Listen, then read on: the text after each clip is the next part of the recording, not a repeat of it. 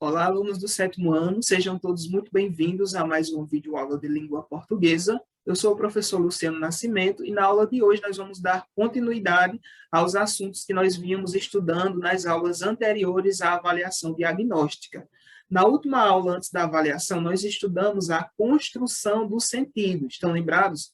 Nós vimos que há diversos fatores que influenciam tanto na forma como os enunciados são ditos, como na forma como eles são entendidos. Nós vimos que esses fatores são diversos, como o ambiente onde é dito, a pessoa a quem é dito, a pessoa que diz, né, de acordo com a posição que essa pessoa que está ouvindo ocupa, o enunciado ele pode ser dito de uma determinada forma, e de acordo com o ambiente, com o clima em que está sendo estabelecido essa comunicação, os enunciados eles podem sofrer variações. Nós vimos até um exemplo, né, do rapaz que foi pedir um emprego no circo, e nós vimos que vários fatores ali influenciaram aquela comunicação, como, por exemplo, o fato dele estar falando com um possível chefe, o fato do homem com o qual ele estava se comunicando ter uma cara dura, uma cara rude, isso fez com que ele se sentisse tímido e ele não conseguisse se expressar da maneira que ele queria,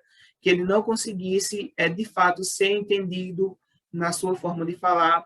Então, esses fatores todos que contribuem para que os enunciados sejam ditos e entendidos de determinada forma, são chamados de discurso, né? Esse todo que está envolvido na construção dos enunciados é chamado de discurso. Então, hoje, nós vamos continuar nesse assunto e vamos entender a significação das palavras. Porque como são vários os fatores que influenciam, né, nesses enunciados, então pode ser que uma palavra, a depender do contexto onde ela é utilizada, ela vá assumir um significado ou outro. Então, as palavras elas podem mudar de significados dependendo desses fatores que estão associados ao discurso. E é isso que nós vamos estudar na aula de hoje. Então, como eu falei para vocês, hoje nós vamos estudar a significação das palavras, né? Como as palavras podem assumir diferentes significados a depender do contexto onde elas são utilizadas, das situações que estão envolvidas ali no emprego dessas palavras. Para começar, vamos ver um exemplo de uma propaganda que tinha como objetivo incentivar a doação de órgãos. Uma propaganda promovida pelo Estado do Espírito Santo. Aí vejam só, vamos analisar todos os elementos que estão envolvidos aqui nessa propaganda, né, nessa campanha. Vamos observar aqui inicialmente esse texto aqui de cima. Doar um órgão marca, vamos ficar atentos aqui para essa palavra marca. Doar um órgão marca uma vida para sempre. Converse com a sua família sobre a sua vontade de ser doador. Aí aqui do lado nós temos a imagem, né, de uma pessoa adulta que fez uma tatuagem no braço com a figura de um olho e aqui diz assim: Paulo, você me fez enxergar o mundo. Então, aqui nesse anúncio, gente, há um trabalho com a palavra marca, né? A palavra marca aqui, ela tem dois sentidos. Aqui no texto, tem o sentido de que uma doação de órgão marca a vida de uma pessoa no sentido figurado, né? Porque a pessoa vai se lembrar desse ato de bondade, desse ato de generosidade para sempre. Mas aqui também é trabalhado um outro sentido da palavra marca, que é o sentido literal, de marcar mesmo, literalmente, porque o rapaz aqui, ele tatuou, né, na própria pele, ele fez uma tatuagem na pele. Então, esse ato de doação de órgão marcou essa pessoa, tanto nesse sentido, que ela vai lembrar disso para sempre. Então, aqui nós temos um sentido da palavra marcar, como também o sentido literal, de marcar mesmo na pele.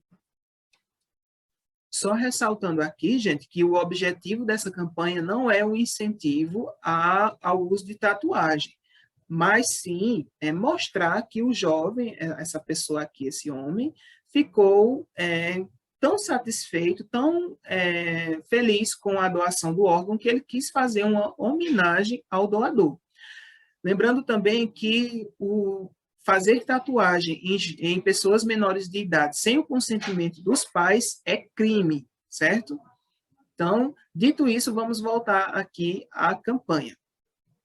Então, percebam que aqui, né, a palavra marca, ela é trabalhada de acordo com dois pontos de vista diferentes. Do ponto de vista simbólico, né, de marcar no sentido de lembrar para sempre, e também no sentido de marcar literalmente na pele, ok? Perceberam aqui como, nesse contexto aqui, como nós temos, né, o contexto da doação de órgão, como nós temos a foto do rapaz com a tatuagem, todo esse contexto, né, todo esse discurso, ele faz com que essa palavra possa assumir esses dois significados aqui. Então, é isso que nós vamos estudar na aula de hoje. Outra expressão que nós temos aqui, que também pode assumir diferentes significados, é a expressão enxergar o mundo. Qual é o sentido que nós normalmente utilizamos esse termo, enxergar o mundo? Bem, nós geralmente utilizamos para dizer que nós adquirimos uma visão mais amadurecida dos fatos, né?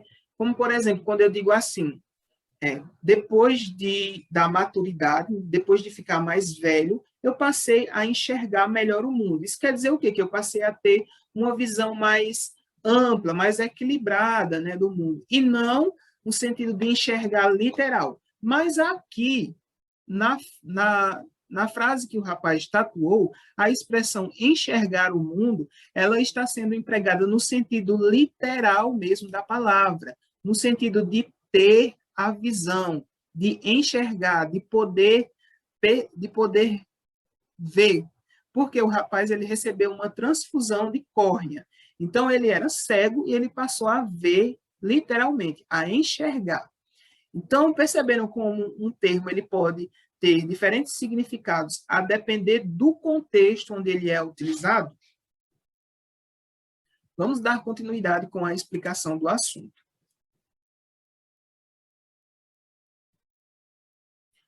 Os recursos verbais e não verbais desse anúncio buscam um efeito expressivo. Exploram-se as possibilidades de sentido das palavras, associando-as a uma personagem enfeitada com uma tatuagem. Então, foi basicamente o que nós trabalhamos aqui nos slides anteriores. Como a construção do sentido se dá nessa campanha aqui. O significado das palavras depende de seu contexto de uso. Muitas delas são polissêmicas, isto é, apresentam vários sentidos, os quais só podem ser identificados nos contextos em que os enunciados são produzidos. Por exemplo, aqui, ó, a palavra marca, ela só é possível que ela tenha esses dois sentidos aqui por conta da forma como o anúncio é construído, né? O sentido de marcar, porque é uma doação, então a pessoa fica muito agradecida por resto da vida, e também porque nós vemos aqui na imagem que o rapaz fez uma tatuagem. Então, dá esses dois sentidos, marcar no sentido de lembrar e marcar no sentido literal. Só aqui nesse contexto é que nós também entendemos o termo enxergar o mundo como sendo literal mesmo. Geralmente, esse termo ele é empregado no sentido figurado, no sentido de ter uma visão mais ampla, mais amadurecida. Mas, nesse contexto, porque nós entendemos que se trata de uma doação de órgão, é que nós conseguimos estabelecer esse sentido de enxergar mesmo no sentido literal da palavra. Conseguiram perceber até aqui? Então, a polissemia é a característica das palavras de apresentar vários sentidos. Então, quando as palavras têm essa característica de poder apresentar vários sentidos, vários significados, nós chamamos isso de polissemia, certo? Agora, nós vamos estudar o sentido denotativo e o sentido conotativo. peço que vocês prestem bastante atenção, porque esse é um assunto muito importante. Vamos ver um exemplo aqui, ó, de um texto. Crescer pode ser complicado. E a fase da adolescência é recheada de altos e baixos, oscilando entre a tristeza e a alegria, entre o medo e a adrenalina, entre a calma e explosões de raiva. É importante entender esta fase tão peculiar do crescimento e compreender se esta montanha-russa faz parte do comportamento típico dos jovens ou pode comportar outro tipo de preocupação. Por isso, os pais devem estar atentos e perceber que nem toda a tristeza é sinal de doença, assim como nem toda a alegria é sinônimo de bem-estar. Então, vamos ver qual é o sentido da palavra montanha-russa aqui. O que é uma montanha-russa? Vocês sabem? Montanha-russa é aquele brinquedo que tem nos parques que sobe e desce, sobe e desce. Então, qual é o sentido dessa palavra aqui? Essa montanha-russa literal que nós encontramos nos parques de diversão? É essa montanha-russa que o texto está falando aqui? Não, né? A palavra montanha-russa aqui, ela foi empregada no sentido conotativo, ou seja, num sentido figurado, para representar esses altos e baixos que a vida dos adolescentes tem. Então, percebam que aqui montanha-russa foi empregado no sentido figurado, em um sentido que não é aquele que nós estamos normalmente acostumados. Então, ó, nos diversos contextos de uso da língua, uma palavra pode assumir um sentido novo, diferente daquele que se usa com mais frequência. Esse sentido é chamado de conotativo ou figurado, que foi o sentido que nós vimos na palavra montanha-russa há pouco.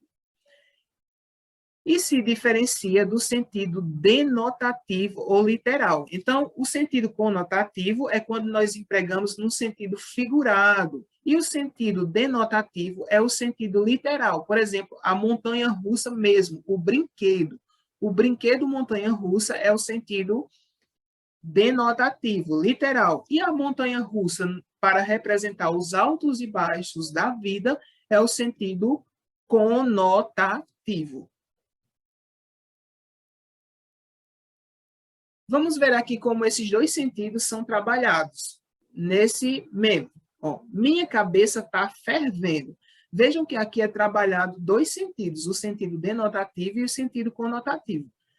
Geralmente, quando nós dizemos isso, nós estamos empregando o sentido conotativo. Nossa cabeça não está fervendo, literalmente.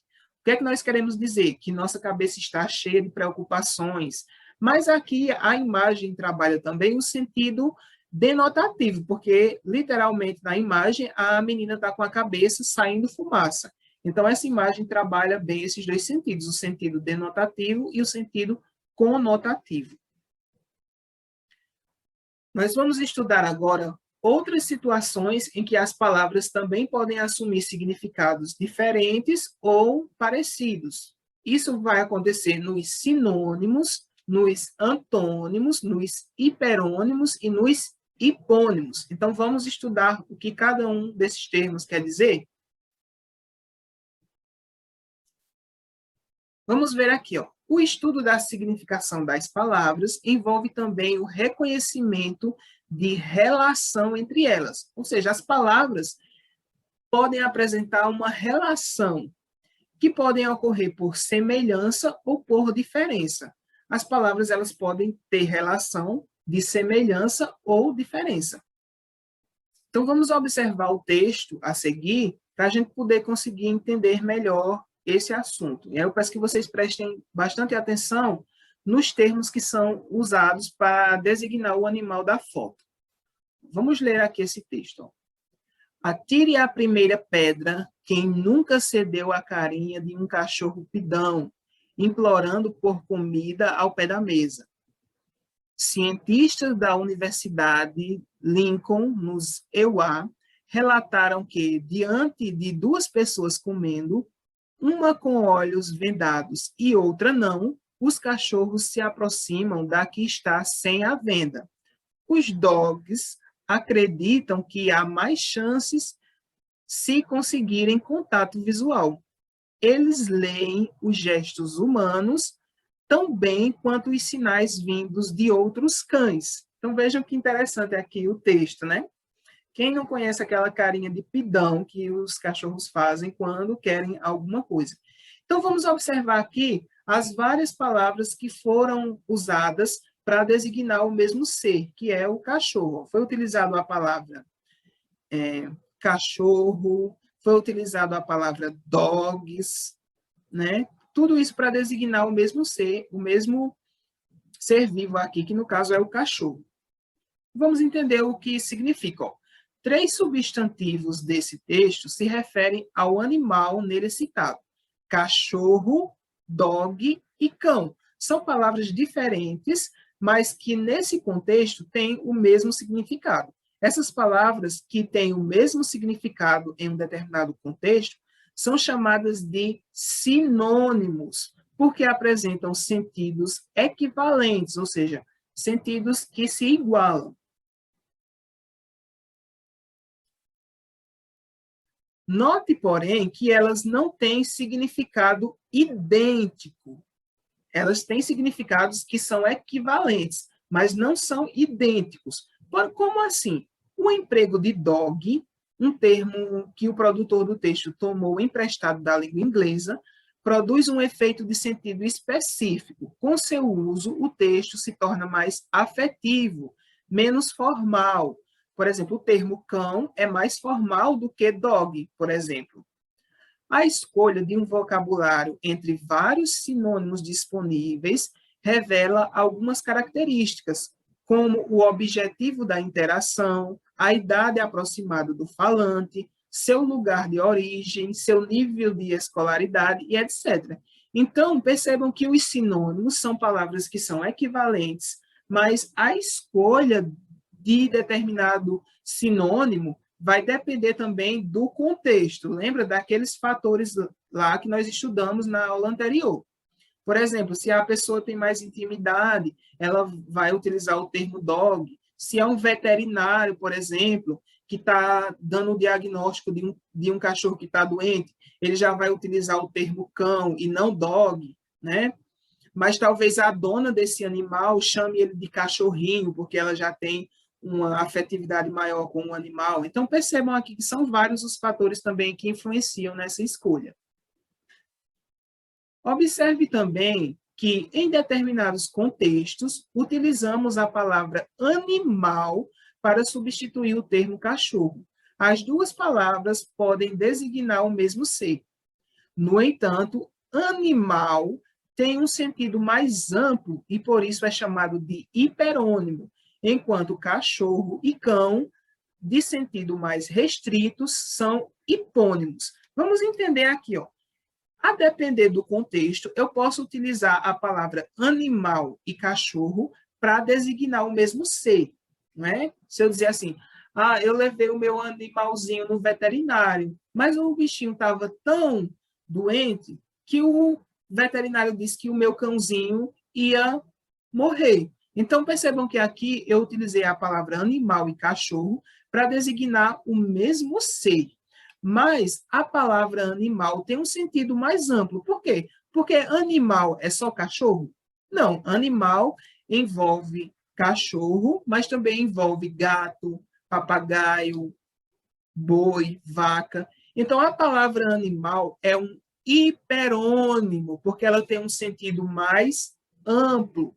Já as palavras cachorro e cão são hipônimos, porque tem um sentido mais restrito, se refere a um animal específico, como também a palavra boi, vaca, passarinho, são hipônimos de animal, porque são diferentes tipos de animais. Vamos ver aqui, ó, exemplo. Um exemplo de um hiperônimo e de hipônimos. Por exemplo, esportes. Eu posso utilizar esportes e natação no mesmo contexto, mas esportes tem um sentido mais amplo. Por quê? Porque está se referindo a todo tipo de esporte. Já natação, futebol, atletismo e vôlei são tipos de esportes. Então, nós dizemos que são hipônimos, porque eles têm um sentido mais restrito. A natação é um tipo específico de esporte. O futebol é outro, mas todos eles são esportes. Então, a palavra esportes é um hiperônimo e as de sentido mais restrito são hipônimos. Então, até aqui nós vimos palavras que têm sentidos parecidos, muitas vezes até equivalentes.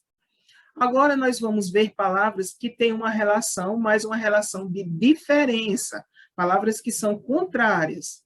Ó, a relação de sinonímia, hiperonímia e hiponímia estabelecem semelhanças entre as palavras. Nós vimos a semelhança cachorro, gato, que é animal, natação, vôlei, que são esportes. Agora nós vamos ver palavras que têm sentidos diferentes, contrários. É possível ainda que dois termos se relacionem por oposição, sendo, nesse caso, antônimos. Então, nós vimos sinônimos. Os sinônimos, eles contemplam os hiperônimos, os hipônimos, e agora nós vamos estudar os antônimos, que são palavras que têm sentido contrário, como, por exemplo, os pares, noite clara e noite escura. Clara e escura são termos contrários. E sabor doce e sabor amargo. Um sabor doce é diferente de um sabor amargo. Né? Um sabor doce é um sabor que tem açúcar. Já um sabor amargo é um sabor que não tem açúcar. Então, são termos contrários. Então, quando nós temos termos que estabelecem uma relação de semelhança, nós dizemos que eles são sinônimos. Quando os termos apresentam uma relação de diferença, de contrariedade, nós dizemos que são antônimos, ou seja, tem sentido contrário. Certo, gente? Então, sinônimos são palavras com sentidos equivalentes ou muito próximos em determinados contextos, e antônimos são palavras com sentidos opostos. Hiperônimos e hipônimos são palavras com sentido próximos. Os primeiros são mais abrangentes, ou seja, os hiperônimos, como nós vimos, são palavras que têm o sentido mais amplo, e os hipônimos são palavras que têm sentido mais restrito, como, por exemplo, gato, cachorro, passarinho, papagaio. Já os hiperônimos, um hiperônimo seria a palavra animal, que serve para determinar todos esses. Então, gente, aqui nós finalizamos esse conteúdo, que é um pouco extenso, mas é um assunto muito importante para os estudos de vocês de língua portuguesa a partir de agora. Porque nos próximos anos vocês vão ver conteúdos que vai exigir muito esse conhecimento de vocês do que é um sentido denotativo, um sentido conotativo. Por exemplo, no 7º ano, no 8º ano, vocês vão estudar figuras de linguagem. Então, é muito importante que vocês já tenham esse conhecimento prévio da significação das palavras, da polissemia, do discurso. Nos anos seguintes, a mesma coisa. É muito importante esse conteúdo, por isso eu peço que vocês assistam esse vídeo com muito cuidado. Se vocês não entenderam, vocês podem assistir novamente. Esse vídeo vai ficar disponível no YouTube aqui para vocês visitarem quando vocês acharem necessário, certo? Eu também vou estar disponível para esclarecimento de dúvidas no meu WhatsApp hoje sobre esse assunto e sobre o exercício que vocês vão fazer. Hoje vocês vão responder o exercício que vocês pegaram junto com a avaliação diagnóstica, e qualquer dúvida eu vou estar disponível no meu privado no WhatsApp, a partir das 2h20 até as 3h40 de hoje, da quinta-feira, tá certo? Então, um abraço a todos e até a próxima aula.